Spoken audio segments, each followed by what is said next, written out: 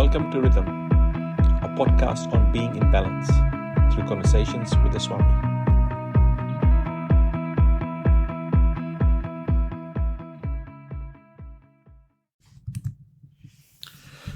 Namaste Rhythm listeners and Namaste Swamiji. Namaste Sunil, how are you? I'm good, Swamiji. How are you? I'm good. Nice day out here in Glenmurray. Yes, another beautiful day, and the beauty of the landscape is quite evident, very quite visible to see. Feels very calm and serene here, actually. So it's really good, and a great place to do a podcast. Yes. Right, Swamiji, in the last episode we talked about how to model the mind and to see it as a bundle of energy, and also using that bundle of energy and understanding the intensity and frequency and how it helps understanding our interactions with others as well. So that was a good prelude to Bhakti Yoga, the path of devotion. And we touched on Bhakti Yoga, but we haven't really explored that yet. Could we talk about that in this episode? Okay, so let's continue. Quick recap. We said that let us visualize our own minds and everyone else as a bundle of energy, which is what we really are. Just don't see things in a very physical way, mentally. And each person is a mind operating through the body and the senses. And what is happening through the movements and speech is actually an expression of what is in the mind. Some thoughts are there, I speak out, you hear that words. So that inner content we are trying to understand. And we say, since it's energy, let's use a little bit of physics. So energies have different frequencies and amplitudes. And energies interact with each other. And when they interact, they either can add up or they can cancel each other out. Constructive or destructive. And we discussed a little bit of how these mechanics work in groups at workplace and other. And if you reflect on that, you will say there's a nice logical understanding of things. You don't say, I don't like that person. I do not know why. But now you understand why you don't like that person. We are not just on the same page. Not on the same wavelength, as not they say. The same wavelength. Yeah. So when in the Bhagavad Gita, when Arjuna had this confusion about what's his duty and responsibility, whether he should fight. He was very eager for that, but at the last moment, something within gave in and he says, I want to run away. Don't want to fight in this and that. Sri Krishna, that chapter is called Arjuna Vishada Yoga. He's confused, despondent. Sri Krishna, being a wonderful psychiatrist, so to say, because understood the mind of that person. Psychiatry is about understanding the mind of the person. Yes. So he understood, he said, hey, your mind has gone down, my friend. Okay. And that's why all these negative ideas and things are jumping into you. To save yourself, you have to lift your mind up and the positive ideas will resonate with you. So that's the whole idea of what this principle is used for mental health also. So it's like the radio, when you bring it to a lower frequency, then the signal that's available at that frequency is caught and the radio expresses it. Yeah. You tune it to a higher frequency, it receives the higher frequencies and expresses that. So, if our minds come down, we expose ourselves to all the lower energies that is around there in this world. We'll just pick that up because we'll be resonating with them. Yes, we'll resonate with them. They will flood into you. And then what will they do? They will drag you down a little bit. Okay? The ping pong ball that was released on the top of the steps drops one step down. And then even lower energies will kick in. And what will they do? They will drop you down.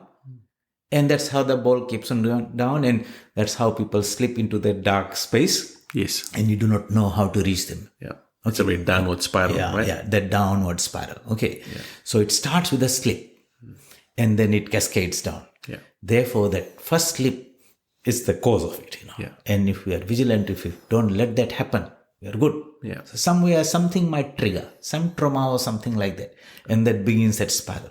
This is a different perspective of mental well-being than how the medical sciences are understanding. They think the mind is a product of the brain. The neural activity is creating some emergent property called the mind. Okay. And then it creates a sense of awareness. That's what they call consciousness. totally Vedanta material. is quite different, right? Yeah, Vedanta is... Mind comes first, then the mind, consciousness first, Yeah. then mind, and then this body materializes. Yeah. The medical sciences other way. are putting the cart before the horse. That's why they can't control it. Okay. Anyway, coming back to the Vedanta thing. So we talked about these minds and how it can cascade down. And so Sri Krishna says, lift your mind up. Yeah. Uddharet atmana atmanam. Uddharet means raise it. How? By yourself. No one else is going to do it. Do not lower it. Na atmanam sadayat. If you can lift it, you are your own best friend. Atmaneva atmano bandhu. Friend, bandhu. And if you do the opposite, let it sink down, you are your own enemy. Atmaneva ripur atmana. Ripu means enemy.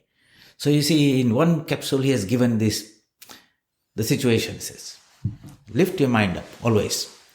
Don't let it come down. If you can do that, you are your own best friend. There's no enemy out there. Your own mind is the worst enemy when it comes down. So the question is, how do I lift my mind up? So we talked about this rhythm entrainment. When somebody is feeling a bit low, he seeks company of some people and tries to come close to them, have some interaction, and hopefully that conversation or just being around with them lifts them out of that zone, so to say, and they feel a bit cheerful and relaxed. But if they can't hold their mind there, again it slips down there. Yeah. Okay, to its, again they feel down. Okay. And so,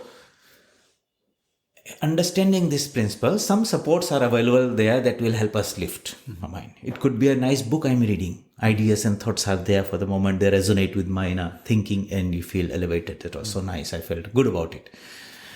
But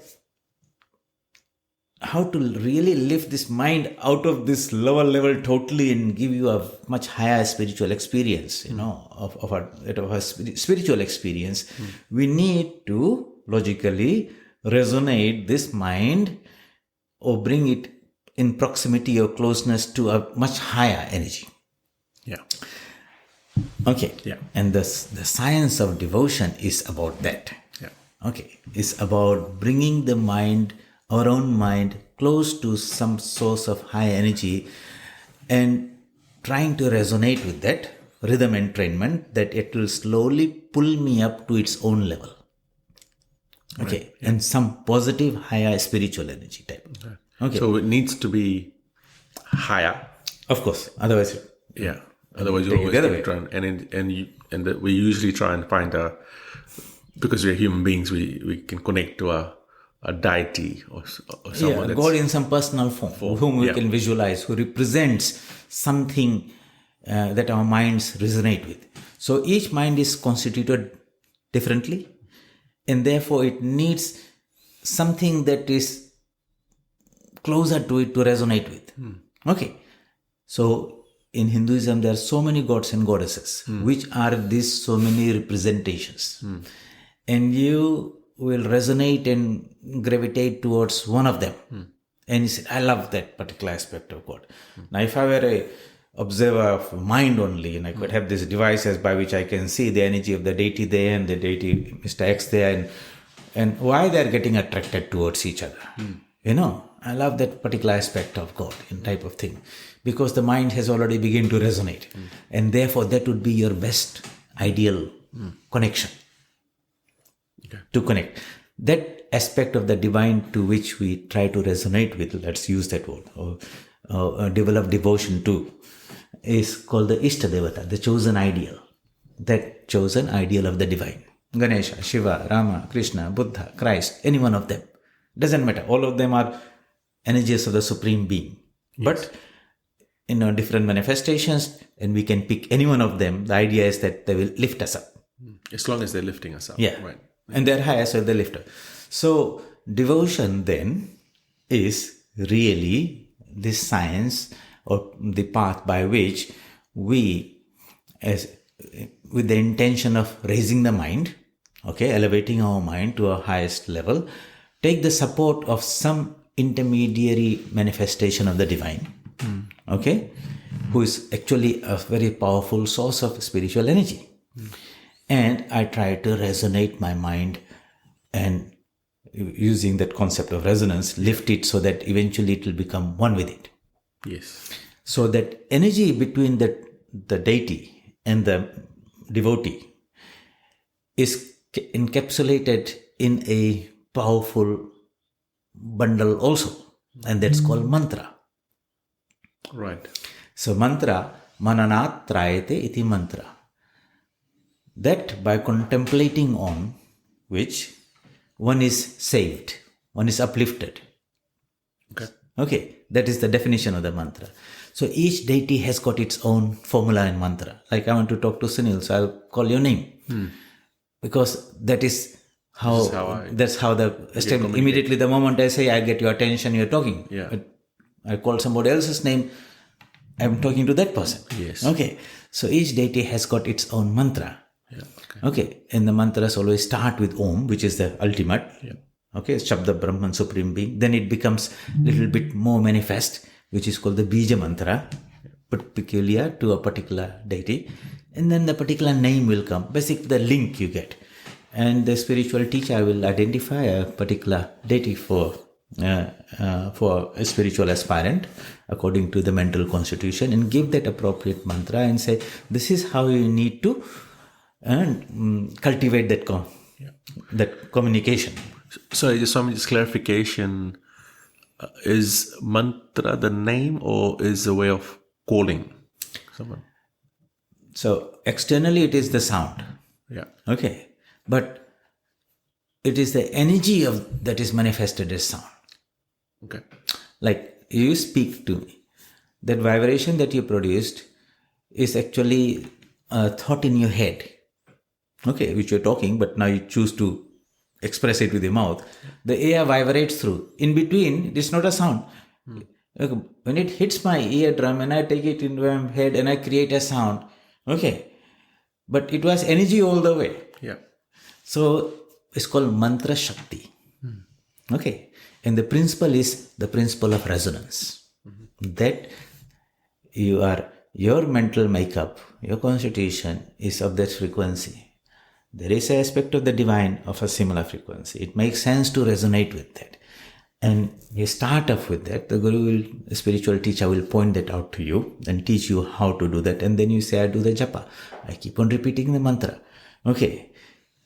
With concentration and devotion, with adoration, that I want to be like you. Ishta Devata. I wish to be like you. All those qualities that you have appealed to me. I like your wonderful knowledge or kindness or compassion or power or all those grace and whatever is there. It appeals to me. And I want to model myself into that. Sri Ramakrishna says, I have made the mold, now cast your image in it. Okay. So when great spiritual teachers come, incarnations come, they create these models to which the minds of the seekers resonate and lifts them up. So it basically lifts you from whatever level you are. From the lower end, the devotee is praying. You call it prayer, repeating the mantra. Yes. But the upper energy is not a passive, non-active. It's extremely powerful and active.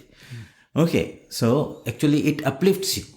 Right. And when Sri Ramakrishna says, if you take one step towards God, God takes 100 steps towards you. Basically, in terms of our explanation, okay, you throw out an energy to the divine. It sends back that energy to you. Like I'm talking to you, you talk back to me, and we're having a conversation. Yeah. So there's a conversation between the devotee and his chosen ideal. And in that process, the devotee is uplifted closer and closer. And as it goes up, so we went a little while back, we said, we receive the energy depending at what frequency we are tuned to. We go down, the world provides us a whole heap of negative energy. We go up, it provides us a whole blast of positive energy. Yeah. And so, as we begin to go up, as the mind begins to rise, you'll find that your mind becomes more sensitive, become more alert, and you will begin to receive ideas, thoughts in your mind that's coming now, and you'll say, wow, where did that come from? It was there all the time. But now we are getting tuned to it. Yes. Like all these TV channels are there. Yeah. If you tune it to high one, then suddenly you say, hey. Changing channels, basically. Yeah, the same new image appears on the screen. but it was there all the time. It's that we weren't tuned to it. So it's about tuning ourselves to that. And every little increase we make, a better quality picture comes. Okay. Until you go high and you are totally resonating with the energy of that being at the same frequency. At that moment, the image or the experience that you will have is what you call the vision. I had the vision of God in this form. Because now you're experiencing him or her in that totally resonating. So this is sort of explaining devotion in a bit of science. We're using science to explain devotion. Okay. But do you see the mechanics of it? Yeah, the mechanics. And the ultimate energy, the Parashakti, the Supreme Shakti, is at the pure consciousness Brahman. Yeah. There it is the highest pitch. Yeah. But it's not manifest. Yeah. I mean, everything is contained in it. It hasn't expressed itself. Like white light contains all the colors. Yeah. But in white light, you don't see any color. No. Down the line, it will spread out into a spectrum. Yes. Brahman is that total mass of energy. Okay. But non-manifest. Because and then when it has begun to spread itself out in this whole spectrum, these are all these planes of existence. Bhur, Bhuva, Swaha, like all the 7 colors of the spectrum. It passes through that prism. White light, in physics we study a beam of white light passing through a prism spreads out into this spectrum of colors. So that pure consciousness passing through what prism? The prism of time, space and causation. Kala, Desha, Nimitta. In Vedanta. And therefore, that white light has become this whole universe and all living beings. And you and I are bundles of that. One color, one frequency somewhere. We want to go from... God realization means, I want to enter into that white light. Yeah, so we're tracing ourselves back. Yeah. But we... From where we came from, the source, eternal source. Going to the source. Yeah. So we need some support. Yeah. Something that will lift us. And the path of jnana is you're standing on your own 2 feet. Yes. It's a steep climb. Yeah. The path of bhakti is like somebody has dropped a rope and say, hey, just hold on to that, I'll pull you up. Okay. So it's much easier than making all that effort. That's why the path of bhakti is easier, recommended for this age, Kali Yuga. Yeah. Okay. But the mechanics of it, you understand? So what does it, then the question comes, how do one practice it? Yes. So we'll see in the path of devotion, we have so many rituals and ceremonies, puja and japa and singing of devotional songs and stotras. Now behind all of these activities, devotional activities, try to interpret them and understand them in the light of these ideas of mind, how each one of them facilitates bringing closer, uplifting our mind to the divine. So, for example, we say many people see rituals as an external thing only. Okay, yes, puja is. Sometimes people do it a bit mechanically also, but really, a good puja is like those external forms are just the external means by which you are expressing your emotion. Like at home, it's birthday of somebody and the whole family wants to express their love and affection for that particular person, but you express it in some way. You get a beautiful card. But the card, you buy some gift. Mother cooks the favorite meal of the child. And on that day, the child feels, everyone loves me so much. You see? But these were the means by which you communicated that. You could not just say, hey, we love you so much. That wouldn't have the same effect as giving all these activities and presents and gifts and things. So these are the rituals, essentially. So you might say these are rituals by which I express my love and affection for people that I love, isn't it? So we do that all the time. Yes. When we want to be attracted to somebody, okay, the other person may be not interested in you so far. Then you use the same methods. Okay, you give a gift to somebody. Why do you gift it? Okay, behind that, he'll like me. Okay. He'll take notice of me, And after some time, he might reciprocate and thank you very much. That was very nice. He gives you on something like that. You do. And before you know, a friendship has developed. Yes. You see, so that exchange of few items, we might say is the ritual. But the goal was not just giving and taking. The goal was to establish this emotional connection. So when we approach our divine, we also of our beautiful flower, this incense, cook some food in this, whatever is there, everything we would like to offer to him first and then take. Because that association somehow purifies in our mind. Yeah. When you love somebody, you want to give that best to that person, Yeah. And then if you take it, it's like scented by the personality and the energy and the aroma, and it makes it good for you, makes you feel good, isn't it? Yeah. Yeah. So in the same way, we use these mechanics To these rituals. to this. So it could be just a very simple puja, which is a ritual, okay?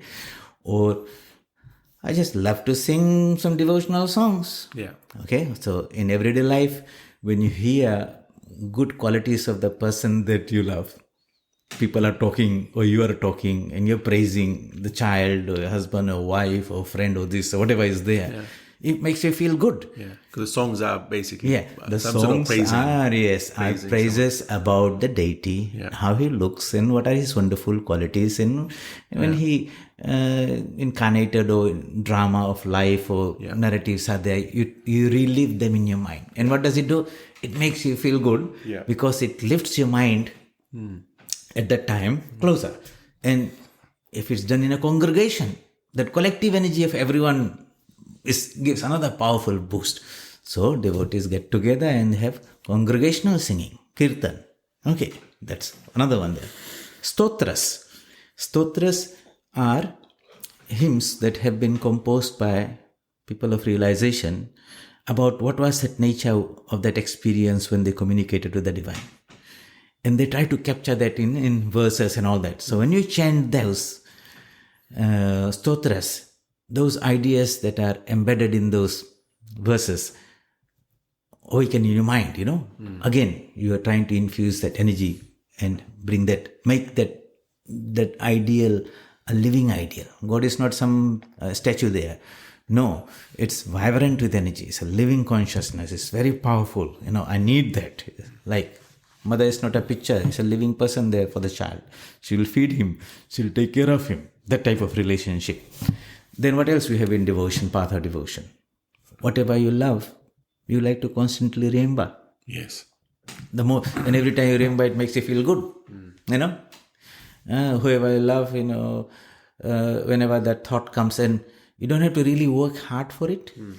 In your mind, you quickly... It keeps on popping up, and every time it makes you feel good, about that. So when we develop that relationship with the divine, the mere repetition of the mantra, the thought of the deity brings the mind up. Gives a little notch up, and somehow it helps you to, in a very gradual way, simple little steps to lift it up there and gradually pitch it higher and higher so that it reaches a new equilibrium. So you might start beginning of the year, you're not initiated, you receive a mantra and all those things, and you are just doing it without, still distance is there. But 1 year later, you will find that you might not be able to explain it, but some connection is happening. If you sit down and you pray and meditate, you feel good. You feel there is some power protecting you, guiding you. Here it means uplifting you, nurturing you, all those things. Not letting the negative energy come in there. Or when you're down, when you think it, you feel uplifted there. Yeah. So think in the terms of these energies. Yeah. So when people going through hardships, there's always, for example, in hospitals, there's always a prayer room. So the whole place purpose, where you can go and for those who have trained themselves or are inclined that way, to go and avail that. Yeah. Okay. To try and lift them, right? Because they're in a low space at the moment. No one can help you right now. Yeah. Doctors have given a wrong diagnosis or not a pleasant diagnosis. You do not know. Where do you go? Whom do you reach out to? So, hey, no one outside can help me. Yeah. But I know somebody that I have been praying to. Your higher self, essentially. God is our own higher self. It's not some being sitting on the clouds. Yeah.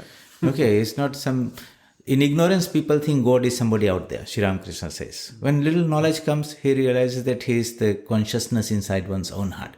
When that goes to the next level, then he realizes God is in the hearts of all beings. It's the universal consciousness. It's the ocean behind the waves. We are from there. We are supported by that ocean every instant, and we'll go there. And yet we do not know much about it. That is called ignorance. So, the whole power comes from there. how do we establish that beautiful relationship and be an instrument in the hands of that power?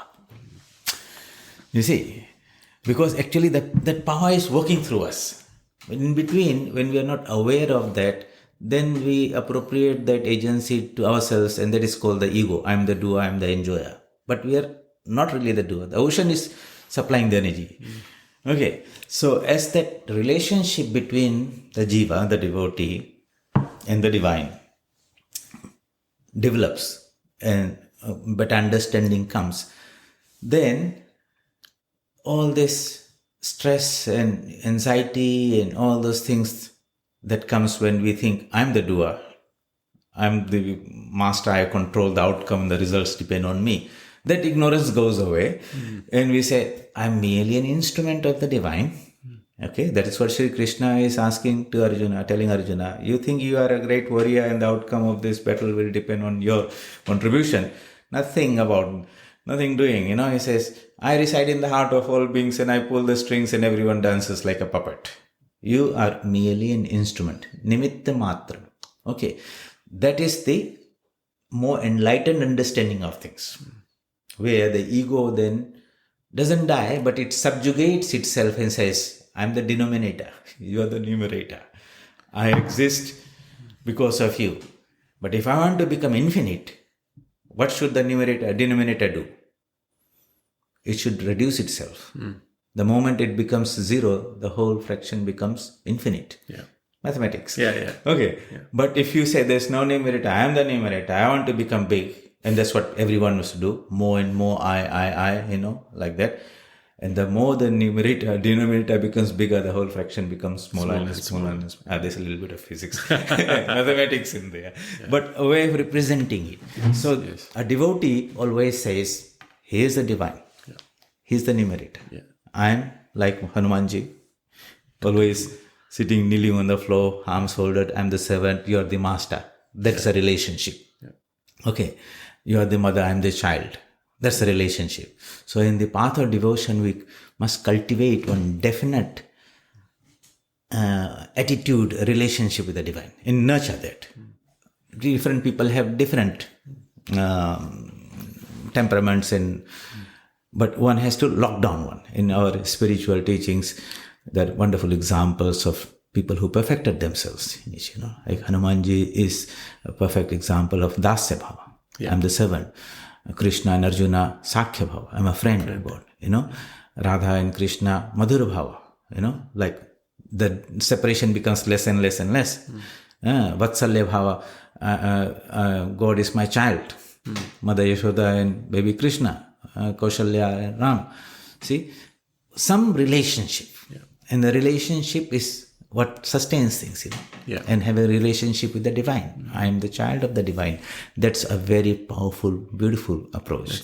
That's really good, Swamiji.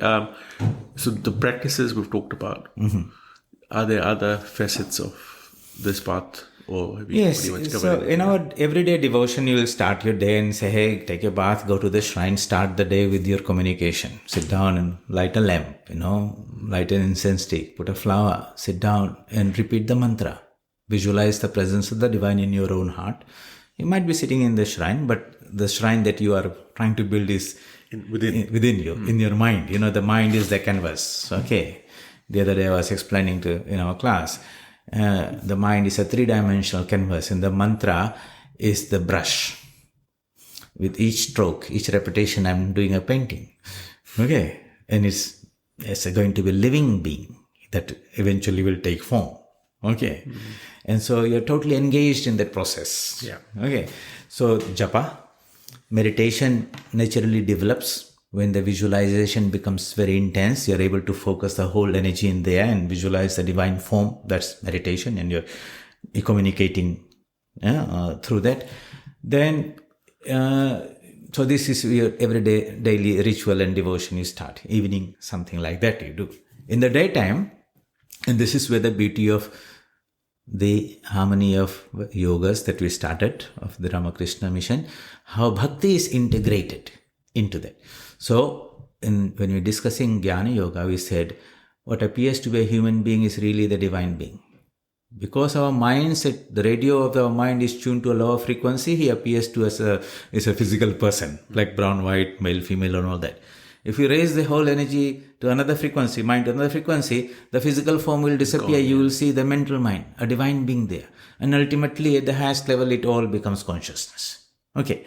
Keeping that idea in front of us, and we are practicing devotion, where we have got a shrine in a particular aspect of God, and we do our prayer to that. But Jnana Yoga will say that which resides in your shrine and which you are trying to visualize in your heart actually dwells in the heart of everyone. So you can now take your devotion out from your special protected place of practice, because you require a controlled environment without all the disturbance. But the test is, can you take it out into the world where God is there in all these forms? That's why Vivekananda said, I preach unto you that God whom in ignorance people call man. Okay. And now, that's a wonderful idea. You start the day, so after doing a prayer, you see your family members, there's our God in these funny forms. You go to workplace, same thing. You try to see God in the good, in the bad, in the ugly, everywhere. In the ugly, in the bad, it's more covered. Yes. Okay. In the good, it's shining a little bit. But the same ocean is behind all of them. Everyone is mine. I exist as the ocean in all of them. I can't, that's the real inclusiveness. And so, what is the philosophy by which which will help me reconcile this world? Here is the jnana. But now you go and do your bhakti. So, does it mean you're doing rituals and puja to the people in front of you? Yeah. No. No, of course, not. The traditional ritual you do in the shrine, you aren't going to do with the people. But in your actions, and how you behave, let that be worship. Yeah. If you're a teacher, you're teaching, let that be offering to God in this particular form. If you're a doctor, the medical advice, consultation, medication and everything is your worship. So every work becomes worship. Even saying something nice to somebody, giving somebody a smile, uplifts that person, brings some joy in there. Does it cost you anything? No. Why should you carry a long face, disgruntled, stressed out and things? Everyone will run away from you. Yes. Okay, so cultivating that joy inside you, that peace and balance, and then because we are that mind, and it's an energy, and it's a pulsating energy, it's a vibration. You radiate that field of energy around you. So the way to visualize this energy is like a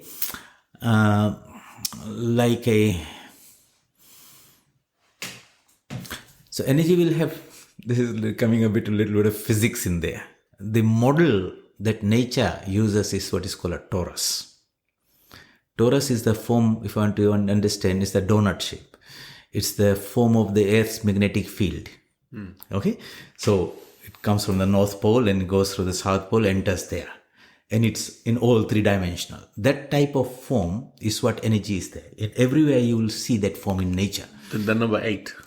No. The torus is... No. The torus is the Earth's magnetic field that we see in our physics book. Way, the infinity. It goes through the top, comes out, a few lines of force, but it's not a number 8, isn't it? Yeah, well, you might look at it, if you cut a section, it looks like 8, but like a pumpkin. Look, apple.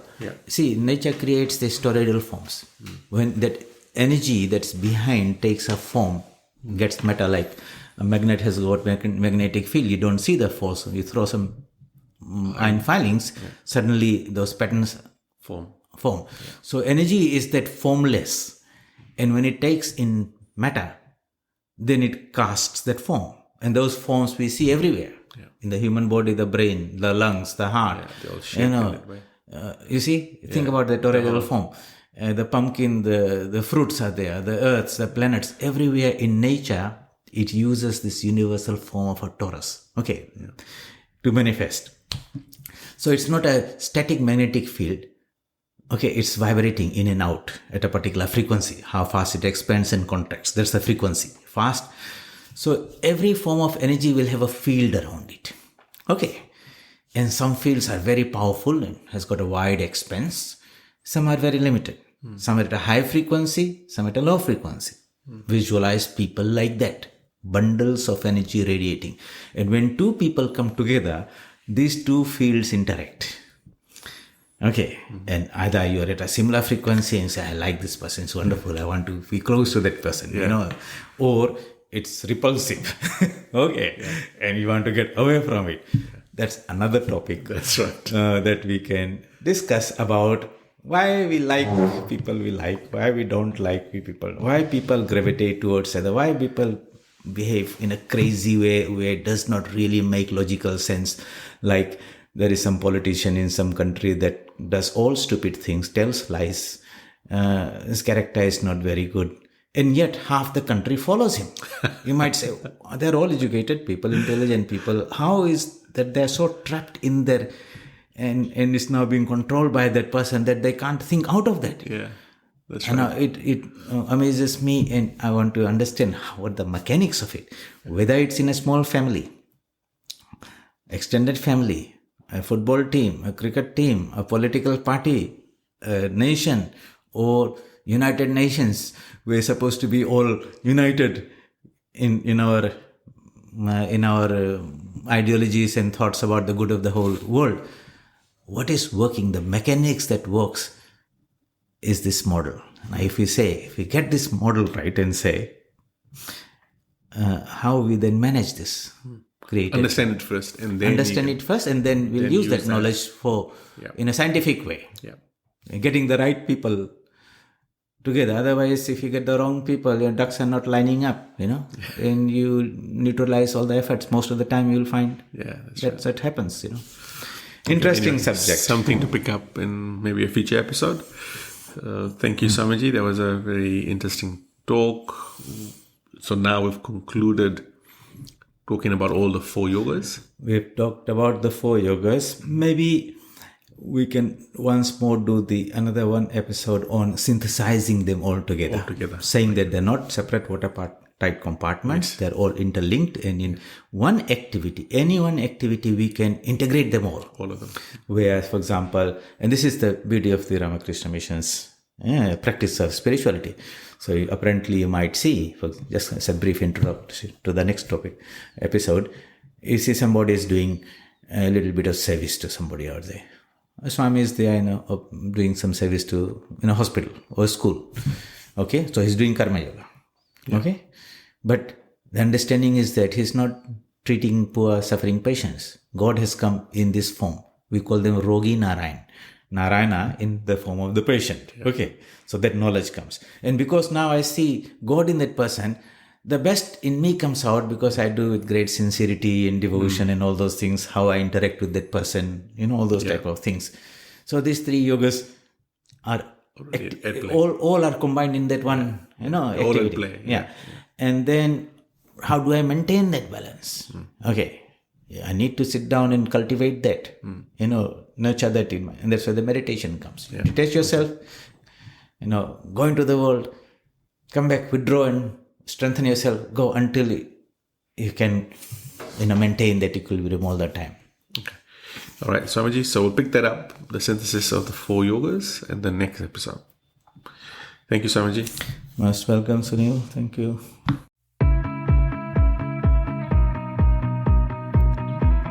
Thank you for listening. Being in balance, rhythm. For more information, please visit www.vedanta.nz.